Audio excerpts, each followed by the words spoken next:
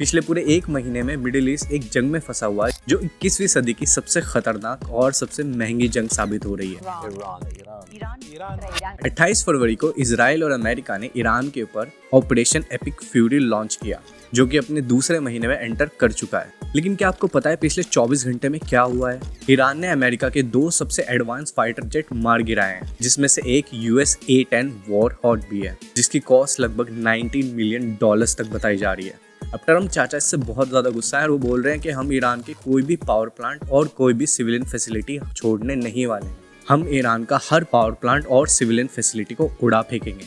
Actually Donald Trump और Netanyahu ने सोचा था कि ये जंग बहुत ही छोटी सी होगी, एक मिसाइल लेंगे और ईरान के सुप्रीम लीडर अली खामेनी को खत्म करने के बाद ये जंग बिल्कुल खत्म हो जाएगी। लेकिन इससे बिल्कुल उल्टा हुआ। अब जंग के अंदर हिजबुल्लाह और हुतीज साथ मिलकर लड़ रहे हैं। क्या ये बस एक मिलिट्री कॉन्फ्लिक्ट है या फिर हम एक मैसिव ह्यूमन क्राइसिस और इकोनॉमिकल क्राइसिस की तरफ बढ़ चुके हैं, जिसका हमें अंदाजा भी नहीं है, क्योंकि हमारे प्राइम मिनिस्टर हर बात पे चंगासी बोल के खत्म कर देते हैं। सब चंगासी। आज इस वीडियो में हम जानने की कोशिश करेंगे कि इस जंग को शुरू करने की असली वजह क्या थी और आखिरकार इस जंग को जीत कौन रहा है, इजराइल, अमेरिका या फिर ईरान। और तीसरा सबसे इम्पोर्टेंट पॉइंट होने वाला है आपकी और हमारी जिंदगी पे इसका क्या असर होने वाला है, भारत किस दिशा में जा रहा है इस वॉर की वजह से। देखो, सबके मन में एक ही सवाल है कि जंग आखिरकार शुरू क्यों हुई, और इसके 3 बड़े कारण इजराइल और अमेरिका देता है। The nuclear deadlock. पिछले 20-25 सालों में नेतन्याहू हर इंटरव्यू में, हर मीडिया प्लेटफॉर्म पे सिर्फ एक ही बात बोल रहे हैं कि ईरान बस अपना न्यूक्लियर वेपन बनाने ही वाला है। Nuclear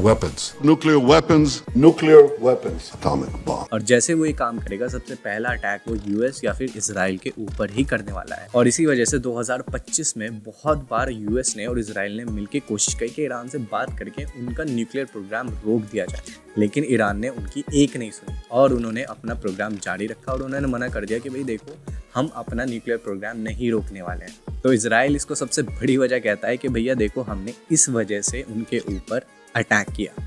दूसरा रीजन जो वो देते हैं, इस रीजन को उन्होंने हर एक देश पे दिया है, चाहे वो सद्दाम हुसैन हो इराक के अंदर, चाहे वो गद्दाफी हो लीबिया के अंदर, और चाहे वो लेटेस्ट वेनेजुएला वाला रिजल्ट। वो हमेशा बोलते हैं कि हमें जो है ना मिडिल ईस्ट में शांति चाहिए और शांति के लिए हम करेंगे रिजीम चेंज, मतलब कि ईरान के सुप्रीम लीडर अली खामेनी की हमें मौत चाहिए और इससे ही हम सत्ता पलट करेंगे और वहाँ पे शांति बहाल लाएंगे, मतलब कि डेमोक्रेसी लाएंगे। इस स्ट्रैटेजी के तहत 28 फरवरी को उन्होंने एक मिसाइल डाला अली खामेनी के ऊपर। यहाँ पे अपने वो टॉप लीडर्स के साथ अगली स्ट्रैटेजी के लिए, अगली फाइट के लिए तैयारी कर रहे थे, या फिर आप कह सकते हो किसी भी प्रोग्राम के लिए वो संबोधित कर रहे थे। उसी वक्त इजराइल और अमेरिका ने वो मौका ढूंढा और उनको मार गिराया। लेकिन कमाल की बात यह है, इस एक्शन के फौरन बाद ईरान के सारे लोग एकजुट होते हैं और वो इजराइल और अमेरिका के खिलाफ खड़े हो जाते हैं, जो उनके अंदाजे में बिल्कुल ही नहीं था, जो उनके सिलेबस से बाहर था। अब तीसरी जो सबसे बड़ी थ्योरी दी जाती है वो होती है द एप्स्टीन फाइल। सबको पता है ये 21st सेंचुरी की सबसे घिनौनी और सबसे घटिया फाइल थी, जिसके अंदर हीरो थे Donald Trump. My friend Donald Trump. हर जगह चर्चा इस फाइल का था और डोनाल्ड ट्रम्प के खिलाफ प्रोटेस्ट होने लगी थी। पॉलिटिशियन लीडर्स उनके खिलाफ थे, बहुत सारे लॉयर्स भी उनके अगेंस्ट खड़े हो चुके थे, उनके ऊपर केस चाहिए था। जैसे कि बिल क्लिंटन के खिलाफ, जो कि 1993 पे यूएस के प्रेसिडेंट थे, उनके खिलाफ एक्शन लिया गया। ऐसे ही वो चाहते थे कि डोनाल्ड ट्रम्प के खिलाफ भी एक्शन लिया जाए। लेकिन उसी दौरान डोनाल्ड ट्रम्प सोचते कि अब क्या किया जाए, तो उन्होंने फौरन इजराइल के साथ मिलके ईरान के ऊपर बॉम्ब डाल दिया। Where every bridge in Iran will be decimated by 12 o'clock tomorrow night. और सबका ध्यान इस फाइल से हटा के उस वॉर पे कर दिया। कहा जा रहा है कि जब से वॉर स्टार्ट हुए 65,000 फाइल्स जो है वो डिलीट कर चुके हैं, जिसमें से सलमान जो कि सऊदी के प्रिंस थे वो भी इंक्लूडेड थे। अब दूसरा जो हमारा पॉइंट आता है कि आखिरकार इस लड़ाई को जीत कौन रहा है, इस जंग को जीत कौन रहा है और ग्राउंड रियलिटी क्या है, आखिरकार वहाँ हो क्या रहा है। तो मैं आपको बता दूं, अल जजीरा की रिपोर्ट के हिसाब से अभी तक लगभग 2000 से ज्यादा लोग मारे जा चुके हैं, 28,000 से ज़्यादा लोग जख्मी हो चुके हैं। अभी तक यूएस और इजराइल ने मिलकर लगभग 12,000 टारगेट से भी ज़्यादा हिट कर चुके हैं ईरान के अंदर, जिसके अंदर सिर्फ मिलिट्री बेसिस ही नहीं है, हॉस्पिटल्स, यूनिवर्सिटी, स्कूल्स, किसी चीज़ को भी नहीं छोड़ा है। और अभी लेटेस्ट अल-ब्रूज प्रोविंस में वहाँ का जो सबसे बड़ा ब्रिज था, जो ईरान को कनेक्ट करके रखता था, कराज ब्रिज, उसको भी ख़त्म कर दिया है।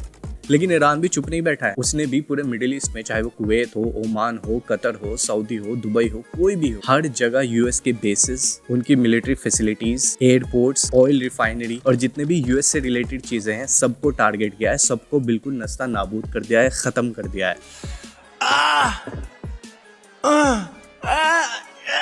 हर रात इजराइल के ऊपर बैलिस्टिक मिसाइल्स फेंके जाते हैं, ड्रोन की बारिशें होती हैं और ये जंग रुकने का नाम नहीं ले रही। यूएस और इजराइल का कहना था कि हमने ईरान का एयर डिफेंस बिल्कुल खत्म कर दिया है, लेकिन रात ही उन्होंने यूएस के 2 फाइटर जेट उड़ा के ये साबित कर दिया है कि हमारे पास अभी भी सरप्राइज एलिमेंट बाकी हैं जिनके बारे में किसी को नहीं पता और शायद वो जंग में उनके आगे बहुत काम आने वाले हैं। तीसरा सबसे इम्पोर्टेंट टॉपिक है कि आपके और हमारे और इस देश पे क्या फ़र्क पड़ने वाला है। क्या बिल्कुल जैसे चल रहा है कमाल की चीज़ें ऐसी चलती रहेंगी, या फिर मिडिल ईस्ट की जो जंग है उससे हमारे ऊपर भी आग आने वाली है, उससे हमारे ऊपर भी चीज़ें ख़राब हो जाएंगी। अब हम और आपको क्यों टेंशन लेने की ज़रूरत है? हमारे पास हाईली क्वालिफाइड पीएम मौजूद हैं, एक एक्समैन के रूप में फॉरेन मिनिस्टर मौजूद है जो आंखों से लेजर आइज जरूर छोड़ते हैं लेकिन उनको आता कुछ भी नहीं, ट्रस्ट में कुछ भी नहीं आता, क्योंकि इस जंग का सीधा असर आपकी और मेरी जिंदगी पे पड़ने वाला है। मतलब कि मिडिल क्लास की जिंदगी पे, चाहे वो अमीर हो चाहे गरीब हो, सबकी जिंदगी पे पड़ेगा।